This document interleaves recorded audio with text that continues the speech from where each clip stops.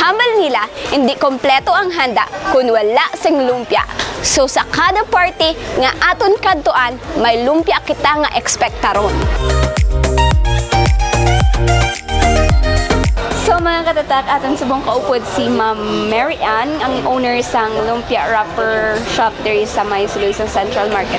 So ma'am, pila na katuig nag-start ining imo Lumpia Wrapper business? Almost mga 15 years na gid man siguro. Okay, so muna na siya kalawig ang inyong Lumpia Wrapper business. Sa isa ka adlaw, mga pila ka Lumpia Wrapper ang maubra ninyo? Mga 30,000 pieces. So ang 30,000 pieces nga na, ang isa ka pack pila? By hundreds kami ga, one pack namon is 100 pieces, 45 pesos. May mga ginasuplayan kabala diri sa city kag sa province nga mga lugar? Diri sa city, damo ko diri customer lang nga everyday nagabakal sa akon. Mostly mga kantin, mga store lang. And then may ginasuplayan ko sa mga province like Barotac Viejo, Lemery, Sara, Concepcion.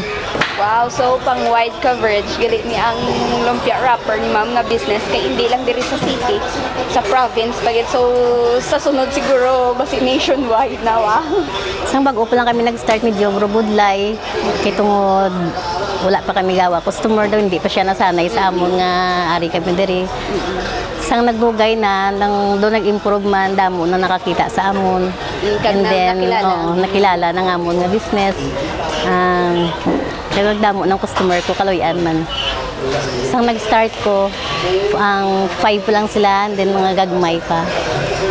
Sa kaloy, sang mahal nga Diyos, nakapatapos na ko sa mga kabataan ko. Tungod lang sang wrapper nga amuning gabuhi sa amon yun. Diri ko tanan ginakuha mga needs, tanan-tanan.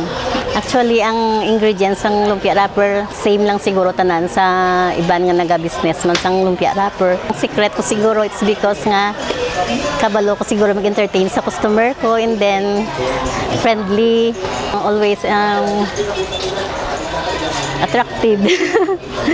And then gina-maintain namon ang amon nga lumpia wrapper nga magnami, especially ang ako nga mga helpers, gina-advise mga dapat everyday nami ang amon nga wrapper, ang ilang trabaho maintain gid. Dapat may discipline sila sa ilang pagtrabaho, and then ma-maintain ang amon nga timplaga. Ang mga bilin ko dire everyday, wala ko di ginabaligya dire sa mga customer ko nga daily. Gina-supply ko sa mga province. It's because nga pag-abot na dito sa ila, gina-freezer naman nila. That's why nga dito ko lang gina-deliver ang mga bilin ko kung gabi. So, ang span sang isa ka pack sinagin buy sa imo pila mga 1 week, 1 month? Kung wala mo siya gina-freezer, siguro mga 2 days lang. Okay, so but kung i-freezer mo, mostly mga 1 month.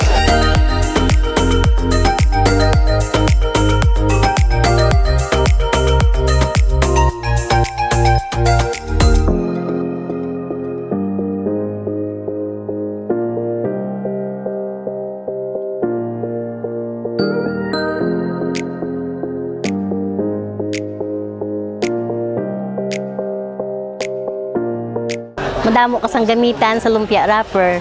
Like for example, pwede ka kabutang sang ground pork, and then vegetable, or either mga cheese stick, and then mga fish lumpia, turon.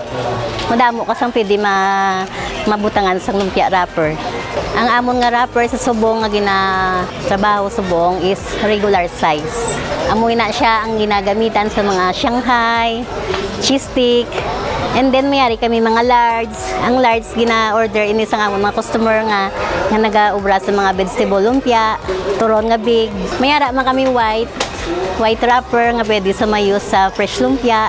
Ang hindi bla gusto magamit sa mga may food coloring, kay hindi bala made of anonymous food coloring. Mayara kami white nga plain lang.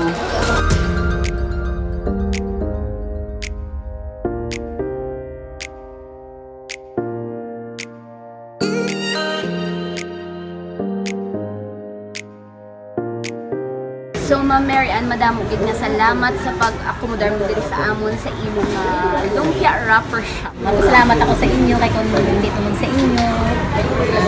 Hindi ako makita sa iban. Gusto ko gali imbitaron ang iban, mga nga mga customer nga may padiri ka agi bakal sa akon, basi gusto niyo mag-try sa akon nga lumpia wrapper.